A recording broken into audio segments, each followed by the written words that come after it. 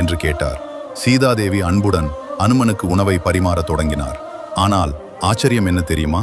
அவர் எவ்வளவு வைத்தாலும் அனுமன் அதை ஒரே கணத்தில் முடித்து விடுகிறார். ஆயிரக்கணக்கான மக்களுக்கு செய்து வைத்திருந்த உணவும் கண நேரத்தில் காலியாகிவிட்டது. ஆனாலும் அனுமனின் பசி தனியவே இல்லை. இதை கண்டு சீதாதேவிக்கு பயமாகிவிட்டது. உடனே ராமரிடம் சென்று நடந்ததை எல்லாம் கூறினார். இப்போ என்ன செய்வது என்று புரியவில்லை பிரபு என்று கவலையுடன் சொன்னார்.